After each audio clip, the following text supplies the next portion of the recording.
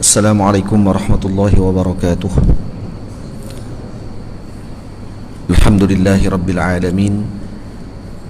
Wassalatu wassalamu ala ashrafil mursalin Sayyidina wa nabiyyina Muhammad ibn Abdullah Rasulil Amin, wa ala alihi wa ashabihi wa man tabi'ahum bi ihsanin ila yaumiddin.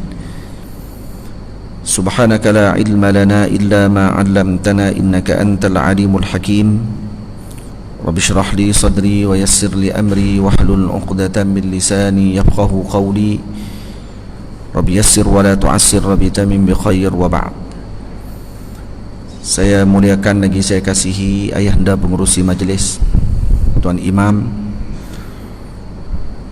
ahli jawatan kuasa bagi Masjid Al-Atiq Kampung Merbuk, para guru, para asatizah, para alim ulama, para pimpinan masyarakat, ibu ayah, abang-abang, kakak-kakak, adik-adik yang dirahmati Allah Subhanahu wa taala sekalian.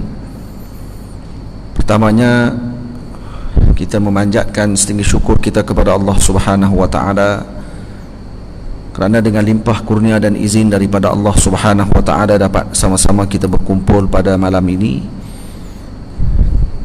dalam tujuan yang satu, iaitu memperingati Nabi kita Muhammad sallallahu alaihi wasallam, bergembira dengan hari kelahiran Sayyiduna Rasul sallallahu alaihi wasallam. Sedang hadirin yang dirahmati Allah Subhanahu wa taala sekalian, malam ni saya cadang untuk kita baca sikit apa yang telah disebutkan oleh Maulana Al-Imam Al-Syekh Ali Jum'ah hafizahullah ta'ala dari fatwa beliau yang saya petik daripada kitabnya Al-Bayan lima yushghilul adhan, yang menceritakan berkenaan dengan hukum menyambut Maulidur Rasul, ihtifal bi Maulidin Nabi sallallahu alaihi wasallam. Maulana Syekh Ali Jum'ah adalah mufti Mesir yang lepas, dan beliau ada menulis sebuah kitab yang sangat bermanfaat untuk kita ambil panduan bagaimana menangkapi dan juga kita memahami persoalan yang selalu dimainkan oleh sebahagian pihak yang menuduh perbuatan ataupun amalan yang dilakukan oleh salafus salih, para ulama kita ini bid'ah dan sebagainya. Maka beliau menjawab dengan jawapan yang tuntas dan padat agar dapat kita mengambil manfaat seperti mana apa yang telah ditinggalkan oleh para ulama kita yang terdahulu. Juga untuk kita maklum bahawa sambutan gembiraan kita kepada Sayyidina Rasul sallallahu alaihi wasallam ini adalah ada usulnya di dalam syarak, dibenarkan oleh syarak. Malah orang-orang yang menyambut ini diberikan pahala oleh Allah Subhanahu wa taala. Menggembirakan Nabi kita Muhammad sallallahu alaihi wasallam dan bergembira dengan Nabi kita Muhammad sallallahu alaihi wasallam itu tidak akan disia-siakan oleh Allah Subhanahu wa taala. Kita akan insya-Allah berkat kegembiraan kita gembira seronok dengan Rasulullah, ini tak akan disia-siakan. Kita akan bersama dengan Sayyidina Rasul sallallahu alaihi wasallam. Karena kegembiraan tadi ditunjukkan dan dilahirkan dalam perasaan kita kepada orang yang kita cintai. Kita seronok dengan menyambut hari lahir anak kita karena kita cinta dengan anak kita. Kita sambut dengan kelahiran ibu ayah kita, buat birthday, lepas tu jamu dengan kek lah, apa semua benda, buat kenduri walaupun kecil-kecilan. Kita sambut hari anniversary, kalau orang zaman lah jenis sambut hari kahwin lah apa semua dengan laki bini, setahun sekali sambut. Umur kat 70 pun buat lagi. Kenapa buat macam tu? Kerana gembira. Kerana kita sambut tadi, kerana kita kasih dengan orang yang kita sambut dengannya tadi. Kalaulah dengan kegembiraan tersebut tidak ada orang pun yang akan pertikaikan. Kalau orang yang pertikai dengan kegembiraan orang ni, maknanya orang ni ada something, ada rosak pada otak dia, tak apa nak center elok. Sampai gembira orang pun dia nak kena kawai. Nah, kecintaan kita pun dia nak kena kawai. Jadi kecintaan yang paling besar adalah kepada kekasihnya Allah Subhanahu wa taala. Bukan kita yang cintakan Sayyidina Rasul, Allah Subhanahu wa taala yang mencintai Sayyidina Rasul. Dan Allah mengarahkan kita untuk mencintai Sayyidina Rasul sallallahu alaihi wasallam.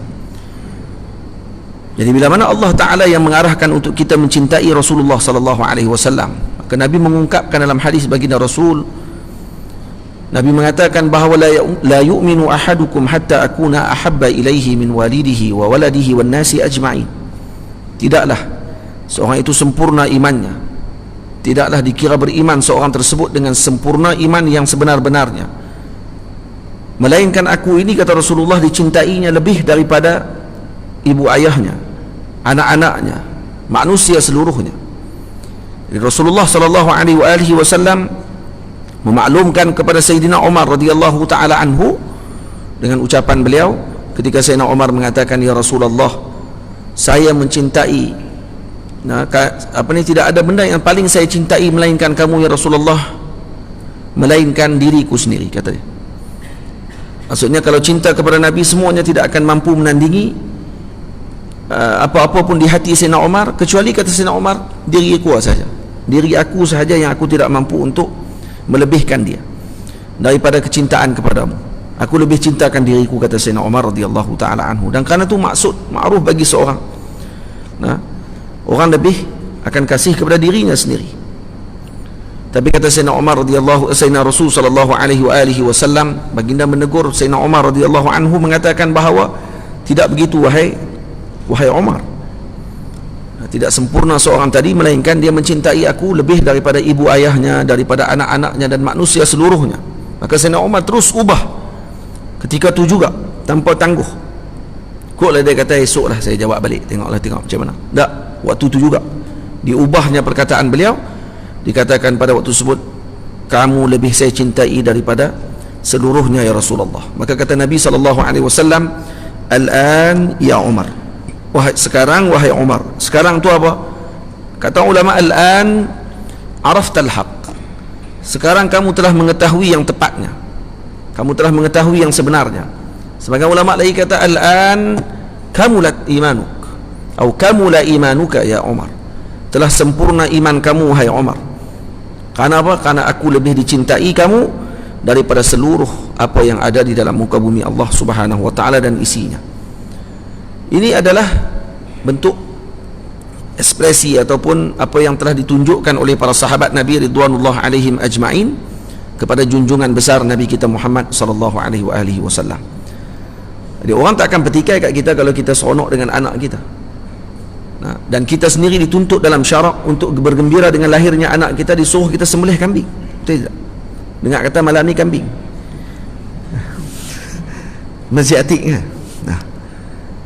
Kita disuruh oleh Rasulullah, disuruh dalam syarak untuk menyembelih kambing ketika anak kita dilahirkan. Anak kita lahir, disuruh kita mencukurkan rambut anak kita tersebut dan kemudian gembira dengan anak kita, dibuat kenduri, sembelih kambing, letak nama dekat dia. Itu semua adalah contoh kegembiraan yang kita tunjukkan kepada anak kita. Kalau kepada anak kita, kita disuruh untuk bergembira dengan dia dengan sembelih kambing, tiba-tiba dengan Rasulullah sallallahu alaihi wasallam kita nak kena petikai dengan perkara tersebut. Kita nak kena kata, oh tak boleh, tak boleh buat benda ni kerana benda ni bid'ah, dalalah finnar, masuk neraka Allah Ta'ala. Gitu kan? Takkan syarak akan datang dengan perkara yang tasadum, yang bertembung antara satu sama lain. Disuruh kita gembira dengan makhluk Allah Ta'ala yang halus, yang lahir daripada kalangan kita, tiba-tiba kepada manusia yang mana Allah Ta'ala jadikan dengan sebab dia dijadikan alam, tiba-tiba tak suruh kita gembira dengan insan tersebut, iaitu Nabi kita Muhammad sallallahu alaihi wasallam. Ajaib kalau kita disuruh gembira dengan anak-anak kita, seronok kalau kata disambut akikah anak-anak kita, disambutkan kegembiraan kita tersebut dengan lahirnya anak kita, tiba-tiba dengan lahirnya Rasulullah suruh kita duduk diam. Ini orang yang otaknya ada ulat dalam kepala. Jadi kerana itu kita perlu untuk menjelaskan, menerangkan tentang hukum hakam berkenaan masalah tersebut. Jadi saya petik daripada kitab Maulana Syekh Ali Jum'ah hafizahullahu ta'ala wa ra'ahu, moga-moga Allah Ta'ala berkati kita dengan ilmu beliau, amin ya rabbal alamin. Ditanya dalam soalan ni, saya ni tak erti nak ceramah tentang ni, tu saya bawa kitab, baca kitab. Kawan-kawan kita ada panduan kitab kita ni, kemudian nanti kita bincang apa yang ada dalam kitab ni insya-Allah. Tuan Imam, ayahanda Tuan Imam bagi masa kat saya, dia kata mayang isyak lewat sikit. Isyak pukul 8.12 kita tengok tu. 8.12. Lewat sikit tu Banyak mana kita tak tahu. Nah, 8 suku ke, 8,5 ke, takut pukul 9 dia pun dah menggeliat dah. Ya. Tak apa, kita tengok sampai mana kita boleh baca hak yang fatwa yang telah disebutkan oleh Syekh Ali Jumaah tentang masalah ini. Soalan dia ditanya, tahtafilul ummatul islamiyatu kulla amin bil maulidin nabawi asy-syarifi. Setiap tahun umat Islamiyah ini menyambut kegembiraan dengan lahirnya Nabi kita Muhammad sallallahu alaihi wasallam, iaitu dengan menyambut Maulidin Rasul, Maulidin Nabawi. Wa nara man ya'taridu ala dhalika al-ihtifala, ala dhalika al-ihtifali. Dan kami melihat ada orang yang menolak sambutan perayaan ini. Wa yaquluna innahu bid'atun. Fama haqiqatu dhalik? Dan mereka mengatakan bahawa ini bid'ah. Apakah hakikat tentang perkara tersebut? Jadi dikata ini ihtifal dengan Maulid Nabi sallallahu alaihi wasallam, dengan perayaan. Maka ada seorang ulama tulis kitab, sebelum saya baca jawapan Syekh Ali Jumaah. Seorang ulama ni dia kata orang Islam ada raya dua saja. Raya Aidilfitri, raya Aidil Adha. Dua tu saja dia kata. Mai mana pula pergi sambut raya ketiga ni? Raya Maulidur Rasul, dia kata. Kita nak jawab apa? Kita kata ya, raya ada dua saja. Hari raya Aidilfitri, hari raya Aidil Adha. Baik, hari Maulid Nabi apa dia pula? Maulid Nabi bukan raya, tapi lebih besar daripada hari raya. Kenapa? Karena kalau Nabi tak lahir, tak ada dua raya tu. Betul tidak? Adakah raya tu kalau kata tak ada Nabi? Siapa nak tunjuk kat kita kata tu raya? Kalau bukan kerana Rasulullah sallallahu alaihi wasallam. Ada sebahagian mengatakan bahawa nuzulul Quran lebih utama daripada Maulidin Nabi sallallahu alaihi wasallam. Turun Al-Quran itu lebih utama. Kita katakan bahawa kalau kata Nabi tidak dilahirkan, nak turun Quran dekat siapa? Maka tetap juga Nabi sallallahu alaihi wasallam melebihi segala-galanya. Karena Al-Quran diturunkan kepada Sayyidina Rasul sallallahu alaihi wasallam. Dan kalau kita katakan bahawa Rasulullah ketika diturunkan Quran barulah baginda Nabi menjadi seseorang, salah. Kenapa? Karena ada hadis yang disebutkan bahawa Rasulullah ditanya oleh seorang sahabat, mata kunta nabiyan ya Rasulullah, bila kamu jadi nabi ya Rasulullah? Maka apa jawab Rasulullah? Kuntu nabiyan wa adamu munjadilun fi tinatih. Aku nabi ketika Nabi Adam masih lagi di dalam gumpalan tanahnya. Nabi Adam tengah duk jadi lagi, aku nabi dah waktu tu. Kalau ada orang kata Nabi Muhammad sallallahu alaihi wasallam nabi dengan dalam ilmunya Allah, kuntu nabiyan wa adamu munjadilun fi tinatih, maknanya Nabi Muhammad telah diketahui oleh Allah akan jadi nabi. Ada ulama jawab macam tu. Maka para ulama jawab balik lagi jawapan tersebut dengan mengatakan bahawa kalau macam tu tak ada bezalah nabi dengan nabi lain, karena semua nabi-nabi ada dalam ilmu Allah. Betul tidak tuan? Nabi Isa dalam ilmunya Allah, kata Nabi Isa nanti akan jadi nabi. Nabi Daud akan jadi nabi dalam ilmunya Allah. Nabi Allah Adam sendiri adalah nabi dalam ilmunya Allah. Jadi apa faedah Nabi mengucapkan ucapan kuntu nabiyan wa adamu munjadilun fi tinatih? Takkan Nabi nak ucap benda yang tak ada faedah? Mustahil. Nabi sudah tentu kalau disebut ada faedahnya, karena Nabi adalah sayyidul bulagha. Nabi adalah orang yang paling fasih dalam ucapannya. Dah tentu ada ucapan Nabi dengan maksud yang tertentu. Maka kata ulama maknanya hakiki, iaitu Nabi adalah Nabi sebelum Nabi Adam dilahirkan lagi, sebelum Nabi Adam dijadikan oleh Allah. Nabi telah menjadi Nabi dah. Nah, cuma ketika mana Nabi SAW diutus oleh Allah Ta'ala, ketika Nabi berada di dalam dunia, maka orang tadi akan terkesan dengan apa yang telah alam dia lalui. Sebab tu bila ketika mana Sayyidina Jibril alaihi salam turun kepada Nabi Muhammad, dipeluk Nabi Muhammad SAW, ditanya Iqra, dikatakan Iqra, maka Nabi kata ma ana biqari. Dipeluk lagi kali yang kedua, Iqra ma ana biqari. Peluk kali yang ketiga, Iqra ma ana biqari. Nampak?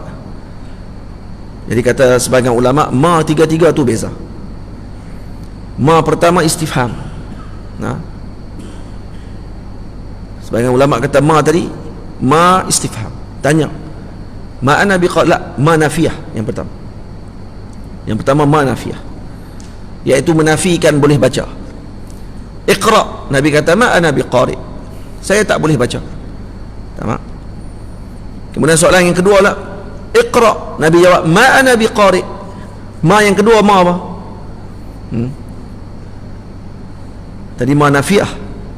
Yang kedua ma apa? Ni ma apa Luqman? Saya tak ingat ni, dia tu tak ada dalam ni, tak ada dalam kitab. Dalam kitab lain saya terlupa. Ma yang kedua terlupa, kena tulis tu. Ma kedua ustaz terlupa.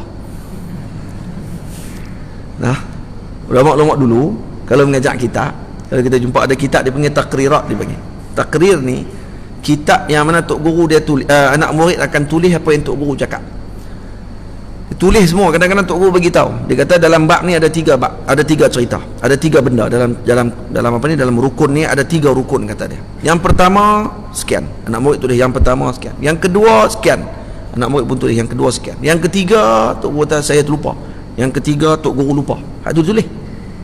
Ditulis dalam kitab. Lepas tu kalau kita buka dalam kitab-kitab ulama dulu, dia tulis yang ketiga tok guru lupa. Macam mana boleh tulis tok guru lupa? Dah kerana dia lupa. Dia apa? Dia lupa. Dia tak buat pala.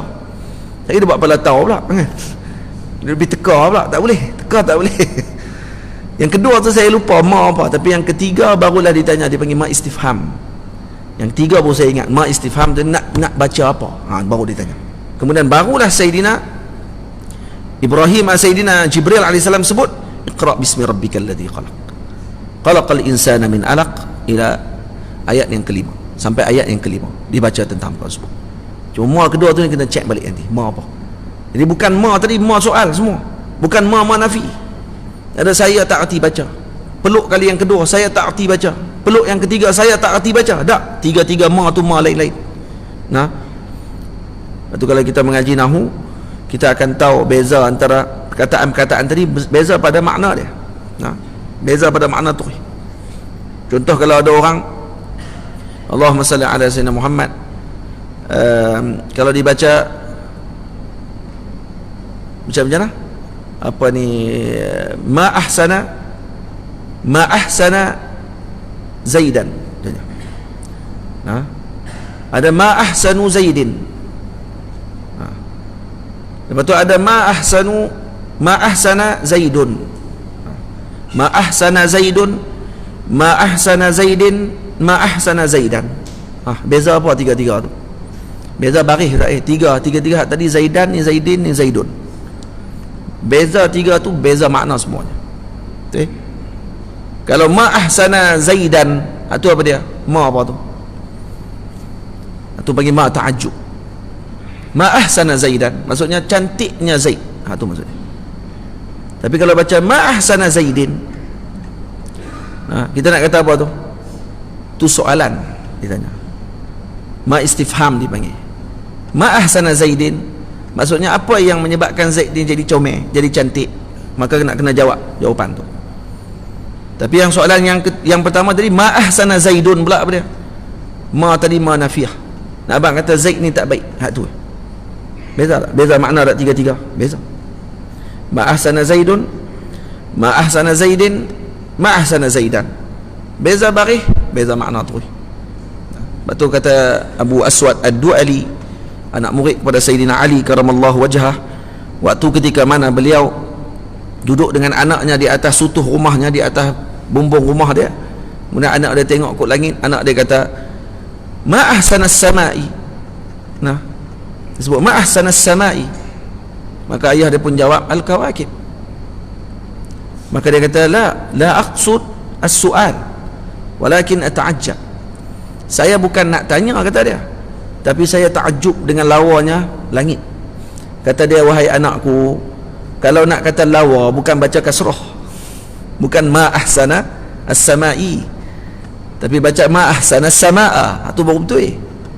Kalau nak ta'ajub, baca baris fathah di belakang, bukan hampir buruh baris kasrah. Maka Sayyidina Abu Aswad Ad-Du'ali terus jumpa dengan guru beliau Sayyidina Ali Amirul Mukminin, bagi tahu kepada beliau bahawa wahai Amirul Mukminin, wahai Amirul Mukminin, bahasa ni telah rosak dah. Anak saya pun dah rosak dah bahasa dia, sampai dia tak boleh nak beza soalan ke dia ta'ajub.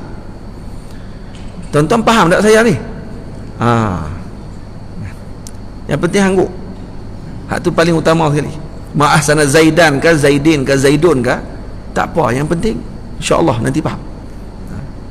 Niat doa moga Allah Taala bagi kita faham. Tak faham di dunia, faham di akhirat nanti di syurga.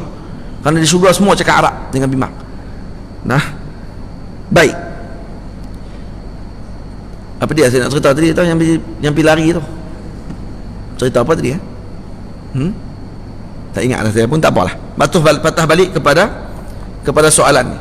Jawapan yang disebutkan oleh Al-Imam Ali Jum'ah hafizahullah ta'ala. Tadi yang kita sebut tadi, kata Nabi telah menjadi Nabi sejak daripada sebelum Nabi Adam diutus, sejak daripada sebelum Nabi Adam dijadikan oleh Allah Ta'ala. Nabi dah jadi Nabi dah. Bila Nabi kata kuntu nabiyan wa adamu munjadilun fi tinatih, maksudnya Sayyidina Rasul nak memaklumkan kepada kita dengan hakikah ini yang sebenarnya, bukan dalam ilmunya Allah. Karena ilmunya Allah, Allah Ta'ala ketahui semua benda, termasuk dengan apa yang di kalangan para Nabi akan menjadi Nabi. Siapa yang akan jadi Nabi, Allah Ta'ala tahu semuanya. Cuma Nabi nak bagi tahu pada libayanil waqi', Nabi nak bagi tahu tentang waqi' ataupun realitinya, saya telah menjadi Nabi ketika tersebut. Sebab tu ketika Nabi diberikan dengan gelar, diberikan dengan wahyu yang baru ketika tersebut, Iqra, maka waktu tu Nabi diingatkan kembali oleh Allah. Nabi ketika bersama dengan alam dunia, maka jazbah dengan alam dunia ataupun tarikan alam dunia ni kuat, menyebabkan perlu diingatkan balik oleh Sayyidina Jibril alaihi salam. Sebab tu Nabi mula-mula jawab ma tadi, ma nafi dulu. Tak boleh, saya tak tahu nak baca apa, saya bukan reti baca. Kemudian ma yang kedua yang saya lupa tu, yang ma yang ketiga ma apa? Ma istifham, tanya terus nak baca apa. Baru semakin 3 kali diulang, kali yang ketiga semakin Nabi ingat kembali dengan kedudukan dan juga keadaan diri Nabi SAW. Maka ketika tu Sayyidina Jibril pun terus menyebutkan Iqra bismi rabbikal ladzi khalaq ila akhiri ayat yang kelima tu. Baik. Jadi bila ditanya soalan, bagaimana dengan hukum ni? Kita menyambut Maulid Nabi SAW setiap tahun, umat Nabi Muhammad bergembira. Ada yang bukan setiap tahun, tiap-tiap hari gembira dengan Rasulullah. Tahun ni yang kita duk ambil tiap-tiap tahun ni, masuk Rabiul Awal orang pakat seronok kerana tu makin hampir dengan harinya. Makin hampir dengan hari tersebut. Tapi setiap masa, setiap hari orang gembira dengan Rasulullah sallallahu alaihi wasallam. Batu kata di sini laqad kana al-maulidun nabawiyyus syarif itlalatan lirrahmatil ilahiyyah binisbati litarikhil bashari jami'i. Kata beliau, Maulid Nabawi sallallahu alaihi wasallam yang mulia ini adalah sebagai menunjukkan kepada kegembiraan kita. Itlalah, farah maksudnya kegembiraan dengan rahmat Allah Ta'ala yang dinisbahkan kepada tarikh manusia secara umumnya. Ini kegembiraan secara tarikh manusia umumnya dengan lahirnya Rasulullah sallallahu alaihi wasallam. Wa 'abbara al-Qur'anul Karim an wujudin Nabi sallallahu alaihi wasallam bi annahu rahmatan lil alamin. Dan Al-Quran telah meletakkan takbir kepada Nabi sallallahu alaihi wasallam dengan wujudnya Nabi ini adalah rahmat kepada sekalian alam. Wa ma arsalnaka illa rahmatan lil alamin. Tidak kami utuskan kamu wahai Rasulullah melainkan rahmat kepada sekalian alam. Al-alamin maksudnya banyak alam. Alam ni ada alam tumbuhan, ada alam binatang, ada alam lautan, ada alam angkasa, ada alam bumi, ada alam, tak tahu nak sebut alam apa lagi. Banyaknya alam, alam malaikat, alam jin, alam manusia. Dah ada berapa 8 alam dah yang kita sebutkan tadi.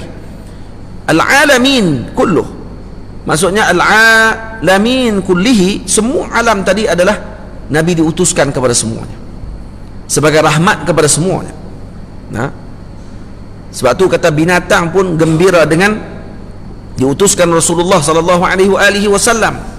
Hatta kalau orang yang mengaji pun gembira, digembirakan oleh binatang. Kenapa? Hatta hitanu fil bahri, sehingga binatang yang ada di dalam laut pun akan gembira dengan orang yang belajar. Kenapa? Karena tahu bahawa mereka ada sifat rahmat. Karena Rasulullah sallallahu alaihi wasallam ajar kepada mereka agar bersifat rahmat dengan binatang. Tak ada agama yang paling rahmat dengan makhluk Allah Ta'ala melainkan Islam. Agama Islam agama yang paling rahmat dengan binatang. Sembelih dia pun rahmat. Idza qataltum fa ahsinul qitlah wa idza zabahtum fa ahsinuz zibha. Kalau kamu nak membunuh, maka perbaiki cara bunuh kamu. Tak boleh kita nak bunuh orang dengan siksa. Nak bunuh orang kena perbaiki cara bunuhnya dengan pancung kalau kata orang tu ada kesilapan. Karena yang paling utama dia dicabut nyawa dia. Tapi kalau seksa dia dengan kesiksaan tersebut, ini akan menyebabkan jadi buruk pada perkara tersebut. Pada permulaan Islam, ya, pernah dilakukan sedemikian kerana balas balik. Panjanglah cerita dia. Tapi selepas itu diharamkan perkara tersebut, dihazafkan, tidak dibenarkan lagi, dibalas dengan qisas. Yang mati dibalas dengan mati kembali. Cara dia macam mana? Cara dia dengan pancung, terus mati. Kalau kamu nak sembelih dengan cara yang terbaik, dan tidak ada cara yang paling baik dalam mencabut nyawa binatang melainkan Islam. Diputuskan urat ni, halqum, merih, wadajain. Ini seolah kata ulama, kalau kata dibuat kajian, sembelihan tadi seolah-olah macam binatang tadi tidur pada ketika tersebut.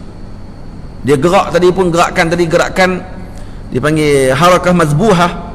Itu hanya sekadar ekspresi biasa kepada binatang ketika darah memancut keluar, bukan kerana kesakitan.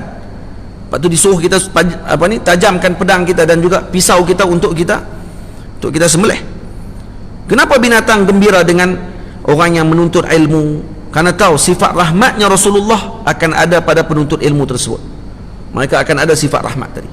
Tengok Nabi SAW, ini adalah kegembiraan bagi alam dengan lahirnya Rasulullah, karena Rasulullah disifatkan sebagai rahmatan lil alamin. Wa hadhihi rahmah lam takun mahdudah. Rahmat Nabi kita Muhammad tadi tidak mahdud, iaitu tidak tertumpu dengan satu bab sahaja.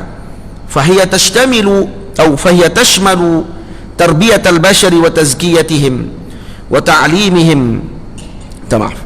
فهي تشمل تربية البشر وتزكيتهم وتعليمهم وهدايتهم نحو الصراط المستقيم وتقدمهم على صعيد حياتهم المادية والمعنوية. Hanya kata Syekh Ali Jum'ah, rahmat Nabi tadi merangkumi kepada mendidik manusia, membawa mereka dan juga membersihkan diri mereka daripada kerosakan dan juga maksiat, mengajar mereka dengan ilmu, menunjukkan mereka kepada jalan yang benar. Kama annaha la takhtasir ala ahli dhalika zaman. Dan juga Nabi bukan hanya diutus kepada umat zaman Nabi saja, tapi kepada umat yang akan datang, seperti yang disebutkan oleh Allah Subhanahu wa taala dalam Al-Quran surah Al-Jumu'ah, wa akharina minhum lamma yalhaqu bihim. Dan Nabi SAW juga diutus kepada umat yang akan datang, iaitu kita. Diutus kepada kita dan juga umat yang akan datang sampailah sebelum tibanya kiamat. Lepas tu kata Syekh Ali Jum'ah, wal ihtifalu bi dzikra maulidihi sallallahu alaihi wasallam min afdalil a'mali wa a'zamil qurubat. Bergembira dengan Rasulullah adalah sebesar-besar, seafdal-afdal amal dan sebesar-besar qurubat kita kepada Allah, pendekatan kita kepada Allah Subhanahu wa taala. Kenapa? Li'annahu ta'birun 'anil farah wal hubbi lahu sallallahu alaihi wasallam. Karena ini adalah ta'bir kita ataupun ekspresi kita kepada kecintaan, kerinduan kita kepada Rasulullah, gembira dengan diutusnya Rasulullah. Itu saja. Tak ada orang sambut maulid ni kerana dia tidak suka dengan Rasulullah. Kalau tidak, kita tak buat maulid. Kita nak suruh orang kenal Nabi SAW. Bila kenal dengan Nabi, akan jatuh cinta dengan Nabi SAW. Itu Nabi kata dalam hadis, alimu auladakum ala thalathi qisalin. Ajar anak kalian dengan 3 benda. Hubbi nabiyikum, wa hubbi ahli baitihi, wa tilawatil Quran. Ajar anak kalian dengan yang pertama, mencintai nabinya, nabi kalian. Yang kedua, mencintai ahli keluarga Nabi.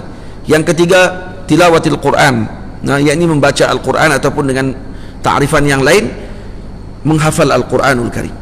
3 benda ni untuk kita ajarkan kepada anak-anak kita. Nak ajar macam mana kalau kita tak tahu? Kita kena tahu dululah baru kita boleh ajar. Lepas tu Nabi kata, alimu auladakum. Ajarkan anak kalian cintakan Nabi. Nak cinta Nabi macam mana kalau kita tak tahu? Maka dibuat majlis, diajarkan di dalam majlis ilmu, dibaca kitab Syama'il Nabi SAW, dibuka kitab Qasaisun Nabi, dibacakan tentang fadail Nabi SAW, dibuka kitab sirah Rasulullah SAW. Untuk apa? untuk orang ni semua hatinya dengan Rasulullah sallallahu alaihi wasallam.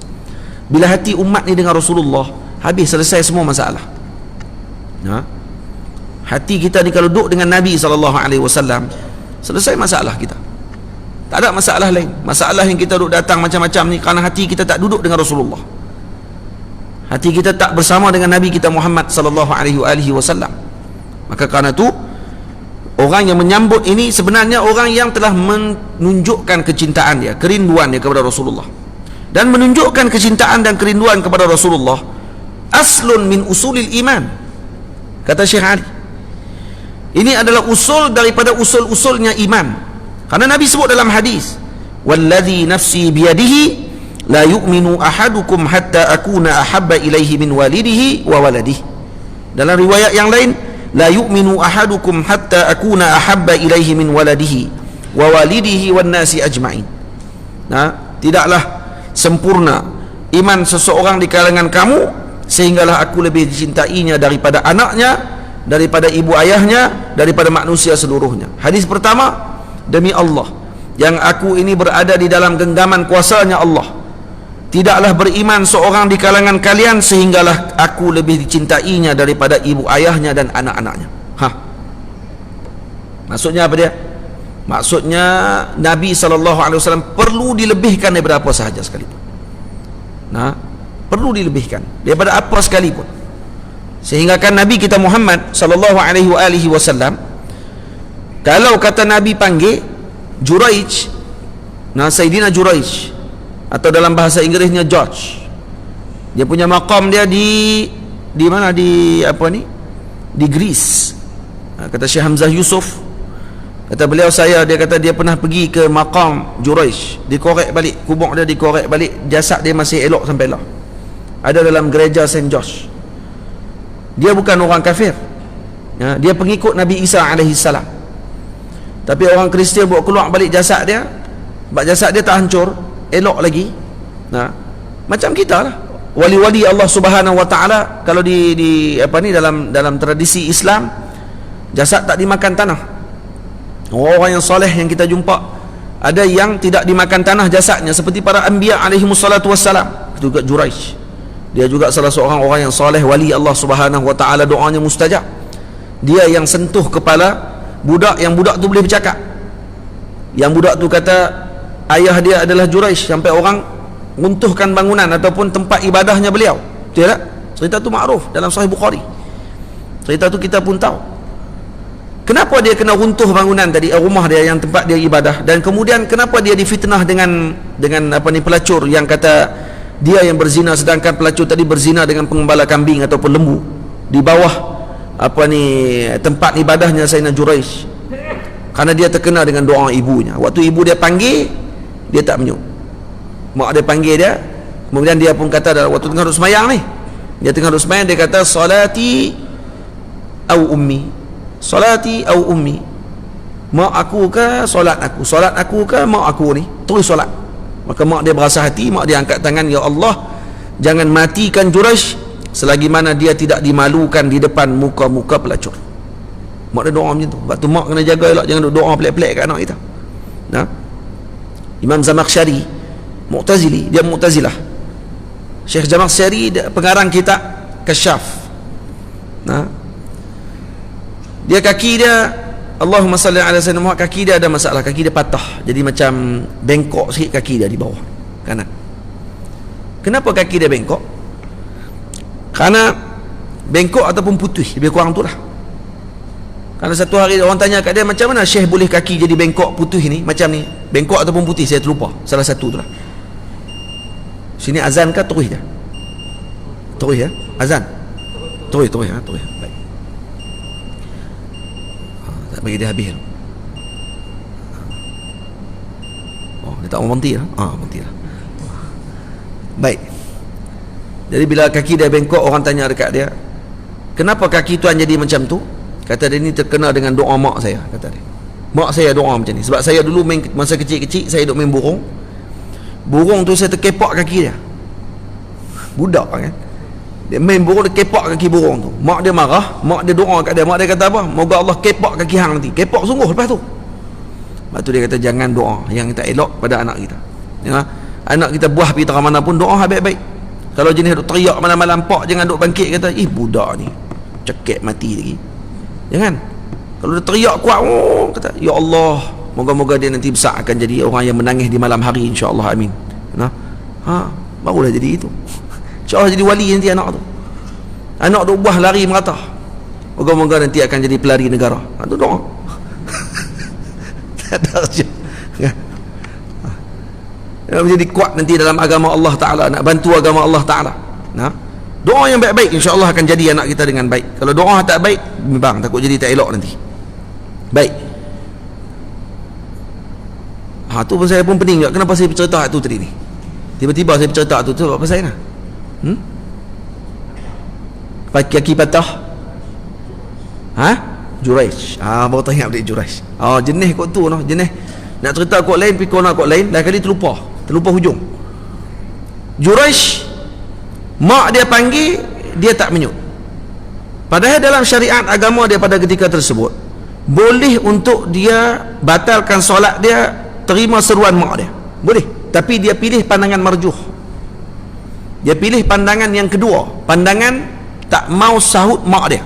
Padahal dia boleh pilih pandangan yang rajih waktu tu untuk sahut mak dia, punya panggilan, tapi dia tak mau. Dia ambil pandangan yang marjuh, akhirnya terkena dengan doa ibu dia. Tak maulah kita cerita panjang pasal dia, sebab kita cerita pasal Rasulullah ni. Tuan-tuan, ada seorang manusia yang kalau dia panggil kita tengah semayang wajib pun wajib kita kena pergi. Siapa dia? Rasulullah SAW. Rasulullah sahaja satu-satunya makhluk Allah Ta'ala yang kalau panggil kita wajib berhenti semayang, walaupun semayang wajib. Kan dalam Quran Allah Ta'ala kata wala tubtilu a'malakum. Jangan kamu batalkan amal kamu, jangan batalkan amalan kita. Satu-satunya. Tapi bak Rasulullah tak boleh. Bila mana Allah Ta'ala dan Rasul panggil kamu, kamu kena sahut seruan Allah dan Rasul. Kena panggil dan kena sahut seruannya. Maksudnya kalau tengah semayang yang wajib tadi, wajib untuk kita hentikan, pergi kat Nabi dulu. Lepas tu boleh sambung balik tak semayang? Boleh sambung balik. Sebut dalam kitab Hasyiah Bajuri, Ala bin Al-Qasim, ada sebut dalam hukum fiqh dalam masalah tersebut. Cuma kata ulama nak kena perhati balik. Kalau Nabi panggil umum, dia pilih macam mana pun tak apa. Kalau Nabi kata mai sini sat, kita tengah duduk semayang, tengok Rasulullah panggil mai sat, Nabi kata mai sat tadi ni bukan cakap kedah lah, maksudnya ta'al, mai ke sini sat. Kita nak lari pergi ke Rasulullah, sama ada nak lari ke, nak berguling ke, nak lompat terus ke, terpulang. Kenapa? Karena Nabi beritahu secara umum. Tapi kalau Nabi kata mai sini berlari, kita pergi berjalan, batal semayang waktu tu, kata ulama, batal semayang. Tapi kalau Nabi suruh mai berlari, tiba-tiba mai berguling, maksudnya bercanggah dengan apa yang Nabi suruh, wajib dia kena pergi. Cuma dia pergi dengan bukan yang cara yang Nabi suruh, solat dia batal. Tapi kalau dia pergi dengan cara yang Nabi suruh, solat dia tidak batal. Dia boleh bersembang dengan Nabi, dia boleh terima arahan Nabi, dia boleh patah balik, sambung balik solat yang dia telah dirikan tadi. Tak ada masalah. Hanya keistimewaan Rasulullah.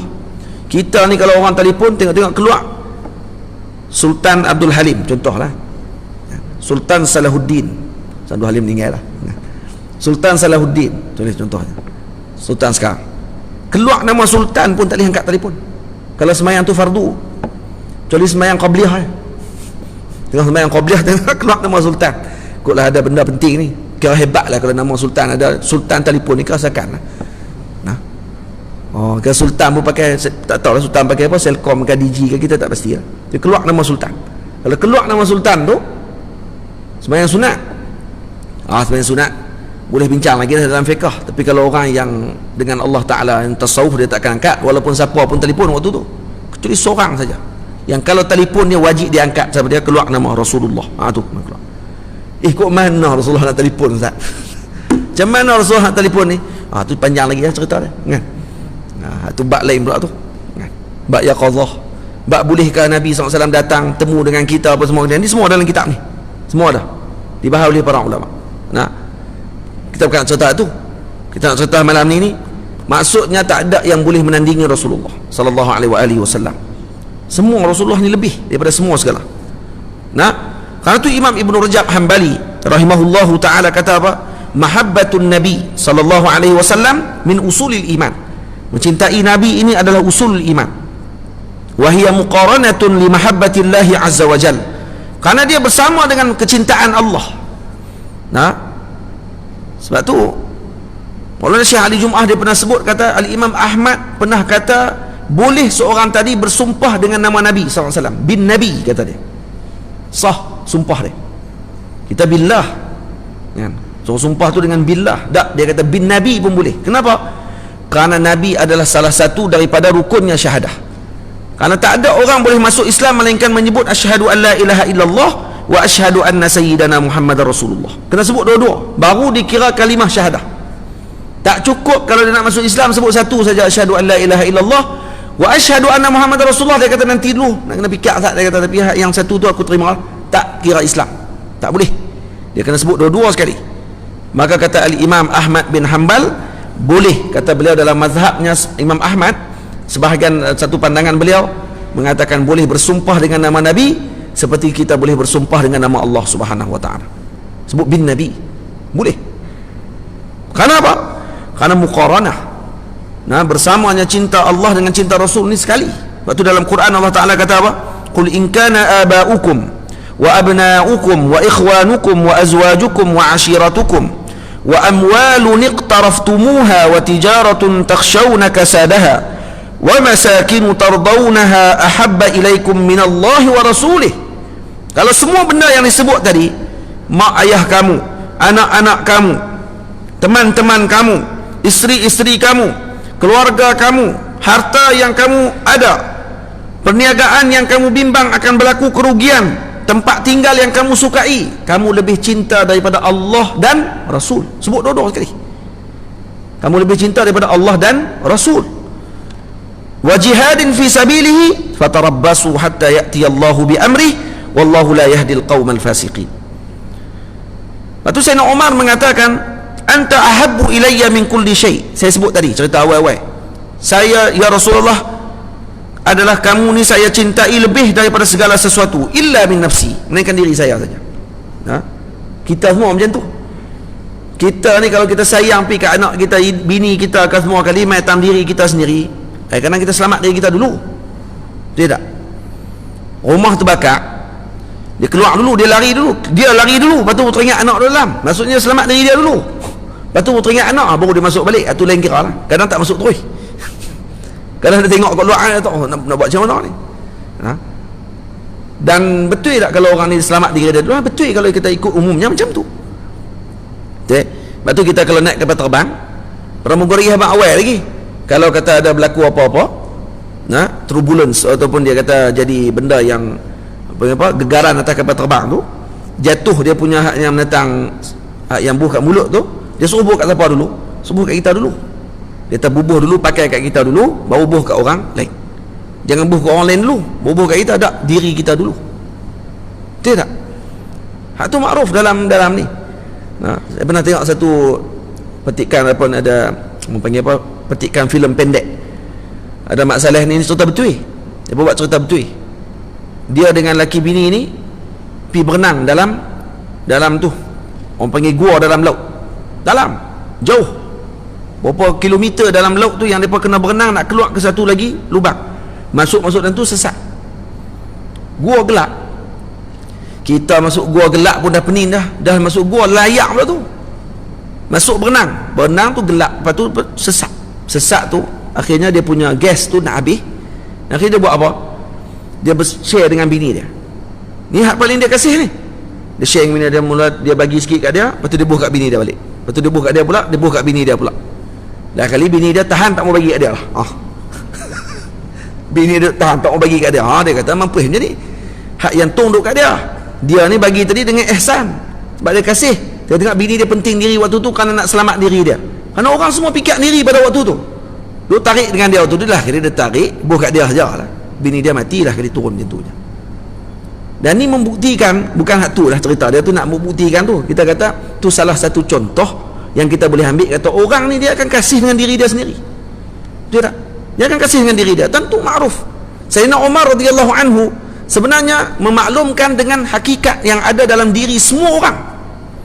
Lepas tu dia kata, anta ahabbu ilayya min kulli syai'. Kamu ya Rasulullah, aku lebih cinta daripada semua benda illa nafsi, melainkan diri saya. Yang tu saya tak lepas, dia kata. Faqala ya Umar, la ya Umar, kata Rasulullah, tidak wahai Umar, hatta akuna ahabba ilaika min nafsi. Tak akan lebih sempurna wahai Umar, melainkan aku ini lebih kamu cintai daripada diri kamu sendiri. Apa kata Sayyidina Umar? Faqala Umar, dia guna fa. Kita mengaji bahasa Arab, fa li ta'qid. Dia tak guna summa. Dia tak kata summa qal. Dia kata faqala Umar. Terus Sayyidina Umar kata apa? Wallahi antal an ahabbu ilayya min nafsi. Demi Allah ya Rasulullah, lebih kamu saya cintai daripada diri saya sekarang ya Rasulullah. Apa kata Nabi? Al-an ya Umar. Sekarang wahai Umar. Maksudnya apa dia? Sekarang kamu telah tahu yang betul. Sekarang sempurnalah iman kamu wahai Amirul Mukminin, wahai Sayyidina Umar radhiyallahu taala anhu. Tengok tuan-tuan, ini kecintaan para sahabat Nabi ridwanullah alaihim ajma'in kepada Nabi sallallahu alaihi wasallam. Kemudian kata Syekh Ali, wal ihtifa'u bi maulidihi sallallahu alaihi wasallam huwa al ihtifa'u bihi. Kita gembira dengan Nabi, kita menyambut ihtifal, kegembiraan dengan lahirnya Rasulullah. Ini maksudnya apa dia? Ihtifa'u bihi. Ini satu kegembiraan kepada Rasul, menunjukkan kegembiraan kita kepada Nabi. Wal ihtifa'u bihi sallallahu alaihi wasallam amrun maqtu'un bi masyru'iyyatihi li'annahu aslul usul wa da'amatuhu al-ula. Faqad 'alima Allah subhanahu wa ta'ala qadra nabiyyihi. Nabi, Allah Ta'ala mengetahui tentang kedudukan Nabi. Fa'arrafa al-wujuda bi asrihi bismih. Disebabkan kerana Allah tahu kedudukan Nabi, Allah sebarkan kepada seluruh alam nama Nabi sallallahu alaihi wasallam, nama Nabi kita Muhammad. Wa bima ba'athihi, dengan bila Nabi dilahirkan, dibangkitkan oleh Allah, bila Nabi akan ditempatkan, di mana tempat dia? Tak ada seorang Nabi dalam dunia ni tuan-tuan, melainkan maqam Nabi Muhammad sahaja yang paling tepat sekali tempat dia. Hak lain semua khilaf. Maqam Nabi Musa khilaf, maqam Nabi Allah Syuaib khilaf di Jordan. Saya pergi ke Jordan, maqam Nabi Syuaib, ada ulama kata ada di tempat lain. Maqam Ashabul Kahfi pun kalau tuan-tuan nak tahu ada 3 tempat. Di Jordan ada, di Syria ada. Khilaf ulama tentang masalah tu. Maqam Nabi Allah Harun khilaf, maqam Nabi Allah Saleh khilaf. Di Mesir pun ada maqam Nabi Saleh, dan yang tepat kata para ulama berada di dekat dengan tempat tawaf, mataf dekat Kaabah. Tapi satu saja maqam Nabi yang tidak ada khilaf, iaitu maqam Nabi kita Muhammad sallallahu alaihi wasallam. Ini tidak ada khilaf. Tak ada orang boleh pergi duk kata dekat maqam Nabi, Nabi sebenarnya bukan di sini. Ni khilaf ni. Ada itu boleh ketuk dengan apa ni? Terompah kayu atas kepala dia. Mungkin ada nyamuk masuk dalam kepala. Dia bunyi nyeng, tak ingat kan? Jadi gila. Tak. Nabi di situ saja, tidak di mana tempat lain. Karena tidak ada khilaf pada ulama tentang masalah tersebut. Dan kemudian kata Nabi, kata Maulana Syekh Ali Jum'ah, wa qad daraja salafuna as-salih munzul qarni ar-rabi' wal qamis ala ihtifali bi maulidi ar-rasulil a'zam salawatullah alaihi wa salamuh bi ihya'i lailatil maulidi bi syatta anwa'il qurubat. Kata dia, ini telah dilakukan oleh para salafus salih yang terdahulu. Dulu lagi mereka telah menyambut, bermula daripada kurun yang keempat dan kelima, menyambut dengan hari lahirnya Rasulullah sallallahu alaihi wasallam. Iaitu dengan apa? Dengan dibuat pelbagai perkara pada malam tersebut yang mendekatkan kita kepada Allah. Apa dia? Min it'amit ta'am, bagi makan orang. Lagi apa dia lagi? Wa tilawatil Qur'an wal adhkar, baca Quran, baca zikir. Wa insya'il asy'ari wal madaih, baca syair dan madih ataupun puji-pujian kepada Nabi kita Muhammad sallallahu alaihi wasallam. Ada lagi. Kemudian dijamu makan orang, dibuat majlis keramaian dan juga majlis ni ceramah dan sebagainya. Kama nassad ala dhalika ghair wahidin minal mu'arriqina mithlu al-hafidhin. Kata beliau, apa dia antara ulama-ulama yang telah melakukan dan juga mengeluarkan pandangan ini, antara kalangan ulama yang mengeluarkan pandangan ini antaranya al-Imam Ibnul Jauzi, Syamsuddin Ibnul Jauzi, Abul Faraj, bukan Ibnul Qayyim Jauziyah ni, Ibnul Jauzi orang lain. Ibnu Katsir siapa dia? Anak murid Ibnu Taimiyah. Al-Hafiz Ibnu Dihyah Al-Andalusi, karang kitab khas berkenaan dengan maulid, dihadiahkan kepada raja pada waktu tersebut yang telah memulakan maulid. Dan kemudian Hafiz Ibn Hajar Al-Asqalani pun tangan kitab juga, Khatimatul Huffaz, Jalaluddin As-Suyuti. Ini semua ulama karang kitab khusus berkenaan dengan maulid Nabi, dan juga mereka sendiri menyambut maulid Nabi sallallahu alaihi wasallam. Nah, jadi maknanya apa dia? Yang kita buatlah ni bukan kita yang mula. Kan kita yang mula. Ulama-ulama dulu yang hafal ribuan hadis. Al-Imam Ibn Hajar hafal ratusan ribu hadis Nabi sallallahu alaihi wasallam, sampai digelar Amirul Mukminin fil hadis. Digelar dia dengan Amirul Mukminin fil hadis. Maksudnya ni bukan gelaran yang kecil. Dan dia tahu hadis lebih daripada kita lagi. Pensyarah Sahih Bukhari, Fathul Bari. Nah, yang waktu ketika mana Al-Imam Syaukani diminta untuk syarahkan Sahih Bukhari, apa jawapannya? Dia kata la hijrata ba'dal fath. Dia kata gitu. Bila orang suruh dia syarah Sahih Bukhari, dia kata la hijrata ba'dal fath.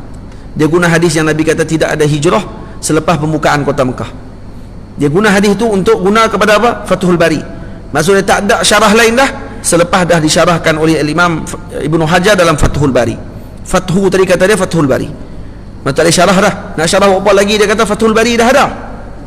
Fathul Bari syarah Sahih Bukhari tu. Nah, dah ada buat apa kita nak syarah lagi, kata dia. Ini kenapa? Karena besarnya kedudukan Al-Imam Ibn Hajar. Dan dia pun kata ini adalah sunnah. Ini adalah perkara yang dibenarkan. Ini adalah perkara yang mendapatkan manfaat dan juga pahala di sisi Allah bagi makan orang dan sebagainya. Nah, dan kemudian mereka mengarang kitab berkenaan dengan masalah tersebut. Dan panjang perbahasannya. Al-Imam Ibnul Hajj Al-Maliki, salah seorang ulama besar dalam mazhab Maliki, mengarang kitab Madkhal Ibnul Hajj.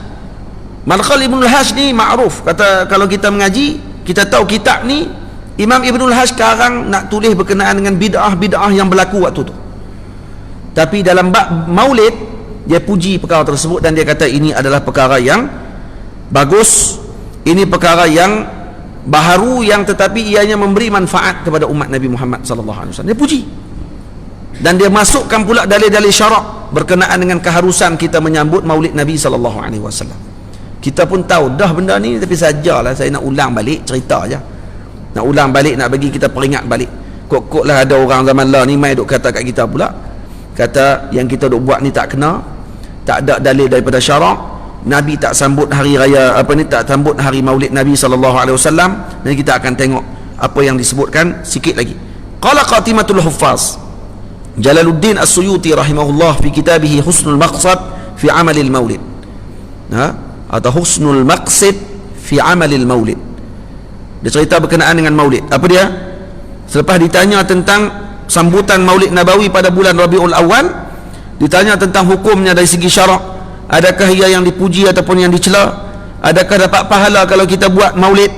Qala, kata beliau, wal jawabu indi anna asla amalil maulid huwa ijtima'un nas. Apa dia amal maulid ni? Kita berkumpul. Kita kumpulkan manusia ramai-ramai, dan kemudian kita baca Quran, kemudian kita baca cerita berkenaan dengan Rasulullah. Kemudian apa dia? Dan apa ni, Allahumma salli ala sayyidina Muhammad, kemudian diberi makan, dan kemudian kita balik. Tak lebih daripada tu, kata beliau. Sagi macam tu juga. Habis majlis ni, habis ceramah, ada makan semua kat saya. Ada kenuri, ada apa kata, ada kenuri lah kan. InsyaAllah saya buat pandai-pandai pula lagi, jenuh tu imam. Imam kata ustaz pandai pula dah. Baik. Jadi kalau kata dah buat macam tu, habis semua pakat balik. Apa kata Syekh di sini? Imam Suyuti kata apa? Minal bid'il hasanah. Dan ni bid'ah yang bagus. Bid'ah bagus. Allati yusabu 'alaiha sahibuha. Dan dapat pahala kepada orang yang buat tersebut. Itu dia. Orang kita lah ni dengar bid'ah ya, dia jadi berbulu telinga. Kerana apa ni? Kerana ada kelompok yang macam ni. Dia dengar bid'ah semua tak elok. Bid'ah ada dua. Ada bid'ah yang baik, ada bid'ah yang buruk. Dan bid'ah tu apa dia maksudnya? Bid'ah ni benda baharu. Ada benda baharu yang baik, ada benda baharu yang buruk. Sekarang ni termasuk benda yang baharu. Maknanya ya, Nabi tidak melakukan sedemikian. Maksudnya Nabi taklah buat perayaan kumpul ramai-ramai macam tu. Ya, Nabi tak buat. Tapi maksud kepada untuk sampai kepada yang demikian tadi, Nabi suruh ke tidak? Nabi suruh it'amut ta'am. Nabi suruh bagi makan kepada orang. Dan Nabi sebut sendiri dalam hadis bahawa Nabi kata, kenapa Nabi puasa pada hari Isnin? Karena kata Rasulullah sallallahu alaihi wasallam, karena ini adalah hari aku dilahirkan, kata Rasulullah sallallahu alaihi wasallam. Maksudnya Nabi gembira dengan hari lahirnya Rasulullah dengan berpuasa. Maksudnya Nabi gembira juga dengan hari lahirnya dengan cara melakukan ibadah. Dan puasa salah satu ibadah. Betul tidak? Puasa itu ibadah. Maksudnya Nabi menyambut kegembiraan dengan lahir Nabi dengan melakukan ibadah. Baik, bagi makan ke orang ibadah ke tak ibadah? Jangan ibadah ni sembahyang saja. Bagi makan ke orang ibadah juga. Maksudnya kami menyambut kegembiraan kami dengan Rasulullah, bagi makan ke orang tu pun ibadah juga. Kami baca Quran, ibadah ke tidak? Ibadah juga. Kami buat apa lagi? Kami cerita berkenaan dengan Rasulullah, ibadah ke tak ibadah? Ibadah juga. Semua kan ibadah tu. Dia kata tak, ada kalau kata nak sambut maulid, puasa lah, baru betul kita kata gitu. Kita nampak sangat tak cerdik. Nah, awak tak boleh yang lain kah? Kalau macam Tuhan puasa tak? Tanya dia. Hak yang tadi kata tadi kan, dia puasa tak? Dia pun tak puasa, apa bohong Baik, kalau kata saya puasa, bagus ibadah. Nah, habis tu jangan duk larang kami duk jamu makan ke orang pada hari maulid, kerana ni pun ibadah. Kah nak kata jamu makan orang ni bid'ah? Cuba beritahu balik. Jamu makan orang bid'ah. Nabi kata it'amut ta'am, at'imit ta'am. Nabi kata bagi makan kepada orang. Itu Nabi suruh bagi makan, bukan kecil-kecil. Nabi suruh at'imit ta'am, bagi makan. Dan baca Quran dan sebagainya. Jadi kalau yang tu ibadah, yang ni pun ibadah, dan kita lakukan anwa' ibadah untuk kita gembira dengan Rasulullah, apa masalahnya? Tak ada masalah apa. Kesemuanya masyru', semuanya dibenarkan, semuanya diberi pahala. Kan tu Imam Nawawi jawab, Imam Suyuti jawab apa? Yusabu ala fa'ili, akan diberi pahala kepada orang yang melakukan sedemikian. Kenapa? Lima fihi min ta'zimi qadrin Nabi sallallahu alaihi wasallam. Karena di situ terdapat kadar kita memuliakan dan mengagungkan baginda Rasulullah sallallahu alaihi wasallam. Semuanya hanya kerana Rasulullah sallallahu alaihi wasallam. Itu tuan-tuan yang dirahmati Allah Subhanahu wa taala sekalian, ini tidak berlaku masalah. Nah, Imam Suyuti sebut, Al-Imam Ibnu Hajar pun sebut dengan yang sama. Nah, Al-Imam Ibnu Dihyah Al-Kalbi menyebut yang sama, dan sebagainya disebutkan oleh para ulama. Dan karena itu kata Al-Imam Al-Qurra Al-Hafiz Ibnul Jazari rahimahullahu ta'ala dalam kitabnya Arfut Ta'rif bi Maulidis Syarif, kata dia apa? Innahu sahha anna Aba Lahabin yuqaffifu anhu al-'adhaba fi an-nari kulla laylati isnain li'tinaqihi Suwaybah indama basharathu bi wiladati an-nabi sallallahu alaihi wasallam. Indama basharathu biwiladatin Nabi. Kata Sayyidina Al-Imam Ibnul Jazari, Ibnul Jazari ni alim besar, sampai Sahih Bukhari, dan dia kata telah disebutkan oleh para ulama bahawa sahih riwayat ini dan hadis ini ada di dalam Sahih Bukhari. Diceritakan tentang kisah ini, tentang Abi Lahab dibebaskan daripada api neraka, dibebaskan daripada siksaan kubur pada setiap hari Isnin. Kenapa? Karena gembira dengan lahirnya Rasulullah. Waktu Suwaybah datang bagi tahu berita gembira kepada dia, dia telah bebaskan Suwaybah pada waktu tersebut. Hanya kerana gembira dengan perkara tadi, setiap hari Isnin, setiap minggu. Dia seronok sehari saja, tiap minggu dapat manfaat. Macam mana dengan orang yang gembira dengan Rasulullah, rindu dengan Rasulullah setiap masa? Macam mana tuan? Saya dah baca satu kisah tadi dalam WhatsApp group tadi, tak tahulah kisah tadi dia punya sahih perjalanan dia ataupun tidak, tapi cerita dia, Allahumma salli ala Sayyidina Muhammad, katanya ada seorang lelaki sedang berjalan di pasar di Syam, di Beirut waktu ketika tersebut. Kemudian lelaki ini duk hina Nabi sallallahu alaihi wasallam, duk cela Rasulullah sallallahu alaihi wasallam, duk maki hamun Nabi Muhammad sallallahu alaihi wasallam. Tiba-tiba datang seorang lelaki ini dia jadi geram pada waktu itu. Tiba dia masuk ke kedai, kawan ni duduk tengah pasar, duduk dekat suk macam pasar malam tu, duduk maki-maki Nabi. Kawan ni masuk kedai, dalam kedai tu kebetulan ada jual pisau, dia ambil pisau tu pergi tikam balung tu, mati. Masuk mahkamah. Bila masuk mahkamah, kenalah soal siasat, ditanya soalan apa semua sekali. Akhirnya jatuhkan hukuman kepada lelaki tersebut selama 15 tahun penjara. Kerana ada syubhat dalam pembunuhan tersebut. Jadi dia tak boleh hukum bunuh balik. Maka selepas dijatuhkan hukuman disebabkan kerana undang-undang, maka qadi ni pun tanya, qadi mahkamah besar ni pun tanya soalan kepada lelaki tadi. Dia kata, wahai fulan, kenapa kamu pergi tikam dia? Kenapa kamu tikam dia? Tahu dah hukuman tikam tadi kerana ada sebab-sebab sekian. Maka kata dia, saya menikam dia kerana saya ni adalah orang yang mencintai Rasulullah, dan saya tak boleh dengar orang kata kat Rasulullah.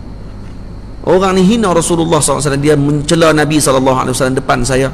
Saya pun tak ingat saya buat apa, dia kata. Yang saya ingat, tengok pisau duduk kat tangan dah, lepas tu tikam dia dah. Apa kata qadi ni? Qadi ni turun setelah jatuhkan hukuman. Dia turun daripada tempat tinggi dia tu, dia pergi dekat lelaki ni.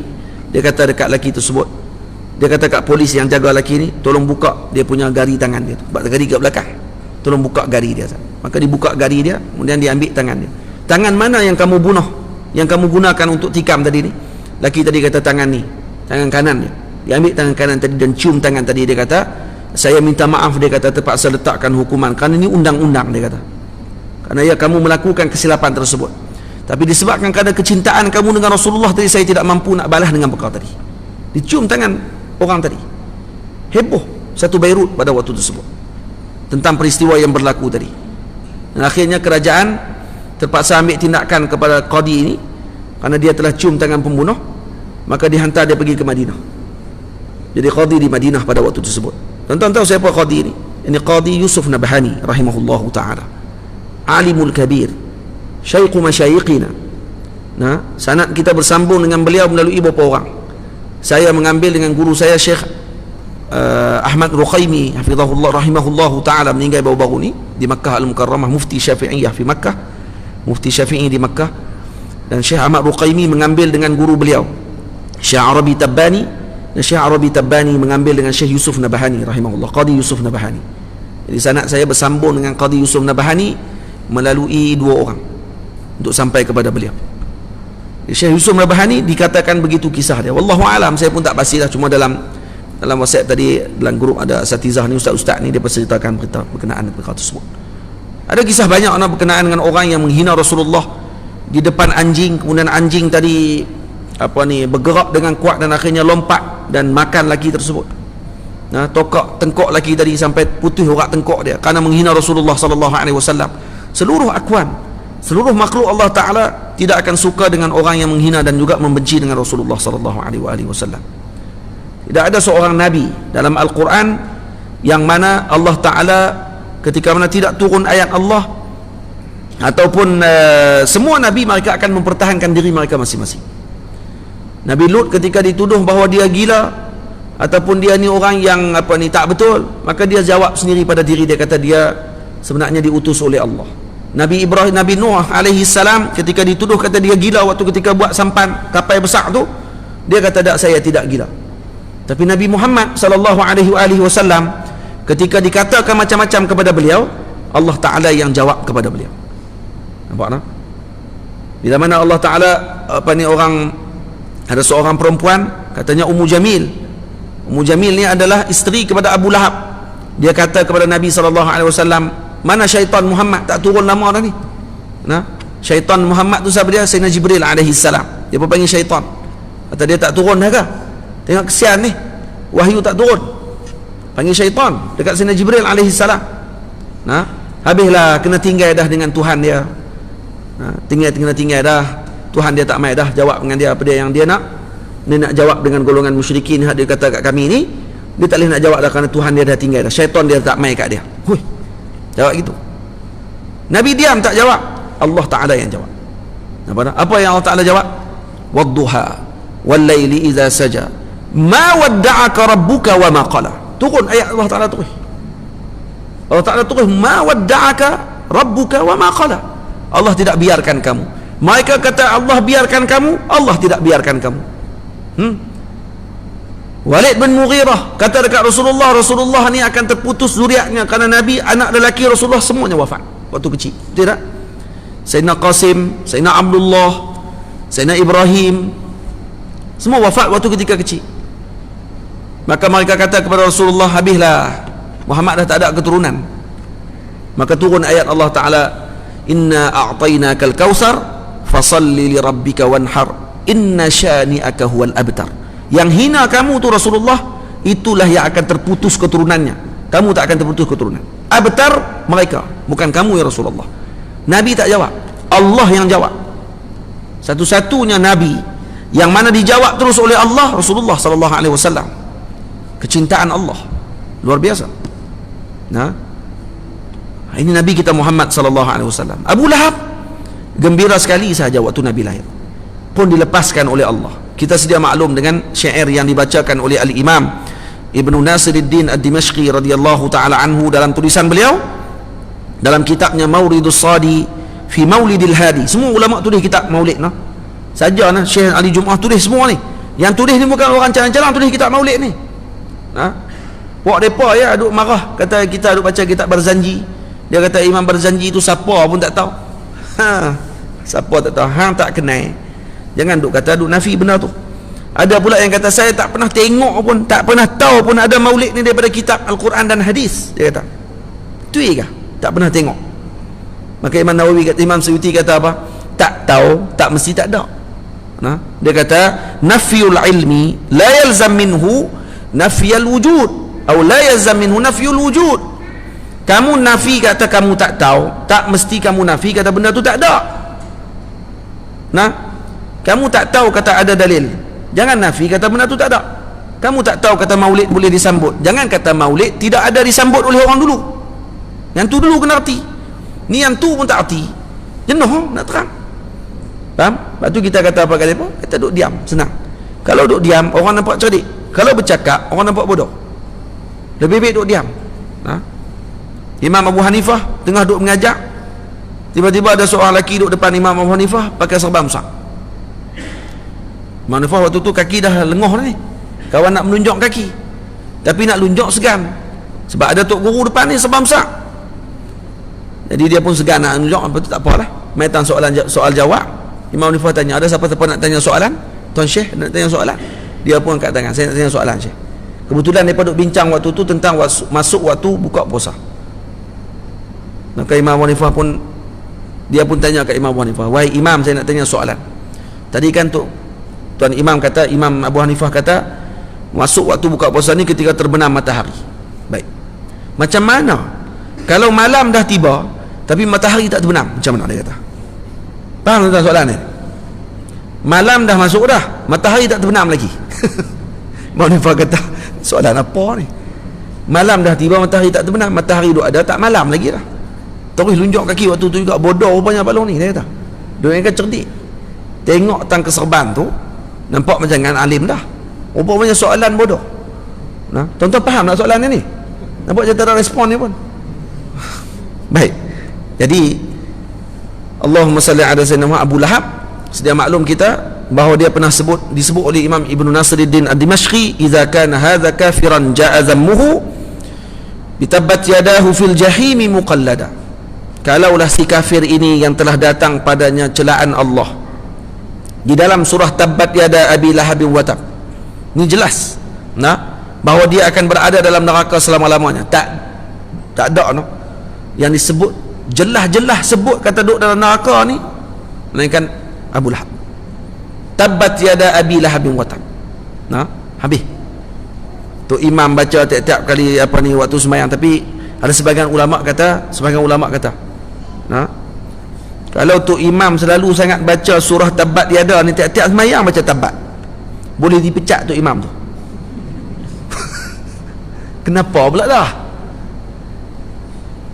Kerana ya walaupun Abu Lahab ini adalah orang yang dibenci, tapi kalau kata kita duk teringat dalam hati kita kata dia pak menakan Nabi, kita benci dia kerana sebab tu, bahaya pada masalah kita pula nanti. Nah, sebab tu kata ulama kalau yang duk baca selalu sangat Tabbat, tiap-tiap mayang baca Tabbat, boleh dipecat tu imam ni. Kenapa? Kerana dia seolah nak menzahirkan kata dia tak suka dengan salah seorang ahli keluarga Nabi sallallahu alaihi wasallam. Ya, kita kata ini Allah yang sebut tak suka ni. Ya betul, sungguh. Ala ra'si wal ain, kita sungguh sebut macam tu. Tapi gharak duk baca selalu ni, duk nampak kata ni pak menakan Nabi ni. Baca apa ya? Bagaimana? Ni pak menakan Nabi ni, baca apa ya? Ni pak menakan Nabi, duk kira dengan pak menakan, duk kira sambung dengan Nabi tu. Kalau tengok tanda dia Abu Lahab tu tak apa. Tapi takut duk teringat kata dia pak menakan Rasulullah. Tu yang bahaya. Jadi kita duk baca kerana dia pak menakan Rasulullah. Bila pak menakan Rasulullah ni, kita nak kena tahan sikit. Walaupun dia cokia pun, pak menakan Rasulullah. Walaupun duk dalam neraka pun, pak menakan Rasulullah. Dilepaskan juga daripada neraka tu tiap-tiap hari Isnin tu. Yang tu sampai dalam neraka nanti, bukan dalam kubur saja. Dalam neraka nanti pun akan dapat nikmat tu. Sentiasa dilepaskan dia. Kenapa? Karena berkait juga dengan Rasulullah sallallahu alaihi wasallam. Karena tu tuan-tuan. Tu kita kata baca surah lain sama. Tok Imam sini taklah. Dengan ayahanda kita tak begitulah. Takutlah lagi ada tok Imam di tempat lain. Setiap kali semayang Zuhur pun tabak baca kuat-kuat tu. Satu pun dah pening lah. Jadi yang tu salah satu pandangan ulama lah. Sebab saya sebut yang ni, pandangan ni bukan nak kata lagi ada orang pindah, kan dia kira orang kita ni. Dia troll kalam saya pula. Dia nak kata tengok, habis tu tak boleh baca tabak lah. Habis tu nak keluarkan terus tabak daripada ayat Allah Ta'ala dalam Quran. Nak kata tabak tak ada dalam Quran. Dia ni cakap benar, kita tak cakap. Tu kita pening tu. Kita tak cakap yang tu. Kita kata kalau yang kerap sangat dengan niat tu, dengan tiap niat apa? Niat kata kait dia dengan Rasulullah. Ini pak menakan Nabi ni, jadi baca. Ni pak menakan Nabi ni, baca ni. Tak baca dengan niat lain. Kalau nak baca dengan niat kata ini orang yang salah seorang yang melawan dengan Nabi SAW. Lupakan dia kata dia pak menakan Nabi. Lupakan tu. Jangan kait dia dengan Rasulullah SAW. Tapi kita tak boleh lupa juga pada setiap hari Isnin dia dilepaskan daripada azab api neraka Allah Ta'ala. Dia dilepaskan daripada azab kubur, dikeluarkan daripada celah jari dia ni, apa dia? Minuman. Sebahagian kata madu, sebahagian kata air kosong, sebahagian kata susu dikeluarkan. Tuan-tuan cuba perasan tak? Nikmat dia dapat tu kemah juga lah, keluar aku celah jari. Betul tak? Celaka-celaka dia pun keluar aku celah jari tu. Lekeh-lekeh kita kalau ni tak keluar aku celah jari kita ayam. Nak abang apa ni? Nak abang kata ada juga dia dengan Nabi tu. Sikit. Tak sikit banyak tu keluar juga aku celah jari. Hak tu dulu kena ingat. Kena ingat dulu tu sebelum kita nak celah lebih-lebih ni. Ya, kita tak suka dengan apa yang dia buat dengan Rasulullah. Dan Allah Ta'ala sendiri sebut kata dia ni celaka. Tapi kerana dia gembira dengan Rasulullah walau sehari, Allah tak lupa dengan apa yang dia telah lakukan kepada Rasulullah SAW. Dan kita pun jangan lupa juga. Hak tu je nak abang. Jangan kita lupa juga kata dia pernah buat baik dengan Nabi SAW. Kalau Allah Tuhan yang Maha Agung tadi tak lupa dengan Abu Lahab, dengan dilepaskan daripada setiap hari Isnin, patutnya lepas sekali ya cukup dah. Kalau kita lah, kita kata dia seronok waktu 12 Rabiul Awal ya, patutnya 12 Rabiul Awal je lah, tiap-tiap tahun sekali cukup ya. Tak, Allah Ta'ala lepas tiap-tiap hari Isnin terus. Tu macam mana nak buat? Celaka juga. Hari Isnin Allah Ta'ala lepas. Seakan lagi bukan bagi dengan gelah. Keluar aku celah jari. Keluar aku gelah tu boleh tahan lagi. Dia nak ambil gelah ni, buah ayak gelah kecil. Ataupun cawan kecil hak balik daripada Mekah tu. Kan? Hak buah ayak Zam-Zam tu. Ambil cawan kecil tu jadi ya. Tak, celah jari. Celah jari tu pula dia duk isap setitik ke 2 titik kata dia ni. Tu sehari tu. Betul tak? Tuan-tuan balik malam ni isap jari tengok. Keluar dah ayak celah jari tu. Tak keluar. Kira teruk dia pun, tapi kerana cinta dia dengan Rasulullah, Allah Ta'ala bagi kelebihan tersebut kepada dia. Bagaimana dengan kita yang mencintai Nabi sepanjang masa? InsyaAllah Allah Ta'ala akan bagi kita minum lebih daripada tu lagi. Amin. Amin, amin. Moga-moga kita dapat kelebihan tersebut. Kerana apa? Kerana kita bukan cintakan Rasulullah hanya pada malam ini sahaja. Kita cintakan dengan Nabi SAW sepanjang hidup kita, sepanjang masa kita, dan kita tak akan lupakan perkara tersebut. Dan moga-moga Allah Ta'ala jadikan kita di kalangan orang yang mencintai Nabi SAW, mencintai ahli keluarga Nabi kita Muhammad SAW, dan melunakkan lidah kita untuk membaca Al-Quranul Karim, dan melunakkan lidah kita ni untuk banyak berselawat kepada Nabi kita Muhammad SAW. Kerana berselawat kepada Nabi sangat-sangat diperlukan pada akhir zaman ini. Kita kena banyak berselawat, tuan-tuan. Selawat ini adalah pengubat kepada hati kita, penyelesai kepada masalah yang berlaku pada zaman ini adalah dengan salawat kepada Nabi Muhammad sallallahu alaihi wasallam, membanyakkan salawat. Karena tidak ada amalan yang Allah Ta'ala berserta dengan amalan tersebut melainkan salawat. Allah Ta'ala suruh Nabi Allah Adam AS disujud oleh malaikat, tidak? Dan Allah Ta'ala kata, wa idh qulna lil malaikati isjudu li adama fasajadu illa iblis. Allah Ta'ala suruh malaikat sujud kecuali iblis tak sujud.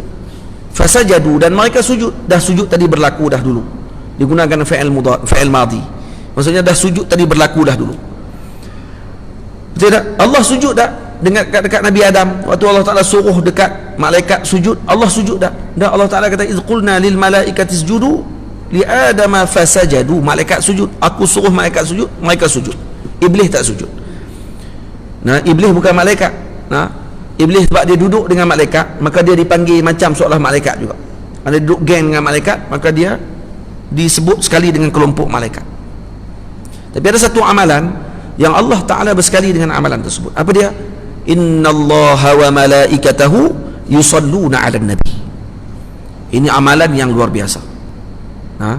Ini amalan yang luar biasa betul. Kenapa? Karena Allah Ta'ala sendiri terlibat dengan amalan tadi. Malah digunakan pula dengan fi'il mudhari'. Mudhari' ni maksud dia apa dia? Untuk tajaddud wad dawam. Walaupun isim jumlah ismiyah sebenarnya yang lid dawam. Fi'il yang jumlah fi'liyah yang baru tajaddud. Tapi sekarang ni kenapa saya sebutkan ad-dawam? Karena ada qarinahnya al-madhu. Karena sekarang ni ada pujian kepada Nabi Muhammad sallallahu alaihi wasallam, maka kata ulama dalam ayat ini adanya tajaddud dan dawam. Maksudnya sentiasa berlaku dan berterusan berlaku perkara tersebut dari masa ke semasa, walaupun Allah Ta'ala tidak bermasa dan bertempat seperti kita, tetapi sentiasa berterusan dengan salawat kepada Nabi kita Muhammad sallallahu alaihi wasallam. Waktu jangan tinggal salawat dengan apa sirah sekalipun, dengan apa lafaz sekalipun, jangan tinggal salawat. Al-Imam Shibli rahimahullah dengan hanya berselawat pada setiap kali lepas solat, dia akan baca ayat laqad ja'akum rasulun min anfusikum azizun 'alaihi ma 'anittum harisun 'alaikum bil mu'minin raufur rahim fa in tawallaw faqul hasbiyallahu la ilaha illah wa 'alaihi tawakkaltu wa huwa rabbul 'arsyil 'azim. Dibaca ayat itu setiap semayang, dia akan baca ayat itu, kemudian dia akan sebut sallallahu alaika ya Muhammad, sallallahu alaika ya Muhammad, sallallahu alaika ya Muhammad. Dibaca itu 3 kali setiap kali lepas semayang, dan dia amalkan benda ni 30 tahun, tak pernah tinggal. Saya pesan juga kepada tuan-tuan untuk kita baca ayat ni lepas semayang. Tiap-tiap kali lepas semayang baca ayat laqad ja'akum rasulun min anfusikum azizun 'alaihi ma 'anittum harisun 'alaikum bil mu'minin raufur rahim fa in tawallaw faqul hasbiyallahu la ilaha illa huwa 'alaihi tawakkaltu wa huwa rabbul 'arsyil 'azim. Kemudian baca apa? Sallallahu alaika ya Rasulullah. Tukar ya Muhammad tadi ya Rasulullah. Nak panggil ya Muhammad bagi Imam Shibli seorang lah. Kita ni rasa seriau nak panggil ya Muhammad ni, panggil ya Rasulullah. Saya tanya kat guru saya Syekh Yusri, boleh tak saya nak tukar jadi ya Rasulullah? Saya kata ahsan, itu lebih baik. Maka saya pun baca sallallahu alaika ya Rasulullah, sallallahu alaika ya Rasulullah, sallallahu alaika ya Rasulullah. Baca yang tu 3 kali je. Habis semayang baca ayat tu 2 ayat tadi, kemudian baca sallallahu alaika ya Rasulullah. Tuan-tuan tahu apa yang berlaku kepada Shibli? Al-Imam Shibli satu hari disambut oleh seorang ulama besar ataupun pemimpin pada waktu tersebut yang sedang duduk di kerusi dia pada waktu itu. Shibli lalu pada waktu itu dalam majlis dia bangun, dia panggilnya Imam Shibli, disambutnya Imam Shibli, dipeluknya beliau, dicium di antara dahinya Shibli. Kemudian ditanya oleh orang ramai dalam majlis, kenapa kamu buat macam tu kepada Shibli? Dan orang satu Baghdad, satu Basrah ni panggil dia orang gila. Kenapa kamu muliakan dia? Kata dia, saya bermimpi bertemu dengan Rasulullah semalam, dan saya melihat Rasulullah buat macam tu kepada beliau. Kemudian saya tanya kepada Rasulullah, ya Rasulullah, apa amalan yang dilakukan oleh Shibli sehingga mana kamu kamu sanggup bangun dan kemudian menyambut beliau dan mencium di antara dahi beliau? Kata Rasulullah sallallahu alaihi wasallam, dia tidak pernah tinggal membaca ayat laqad ja'akum dengan ayat setelahnya tu, kemudian dibaca sallallahu alaika ya Muhammad. Setiap hari, setiap waktu solat dia akan baca ayat ni, takkan pernah tinggal. Maka aku mencium beliau kerana memuliakan beliau. Maka saya juga melakukan sedemikian, dan saya tanya sendiri kepada Shibli, kamu baca apa? selepas solat, maka saya pun Syibli bagi tahu saya membaca laqad ja'akum rasulun seperti Nabi habaq semalam. Biji. Maknanya apa dia? Maknanya kalau kita baca, insya-Allah diketahui oleh Rasulullah sallallahu alaihi wasallam. Dan orang yang buat amalan ni dikenal oleh Nabi sallallahu alaihi wasallam.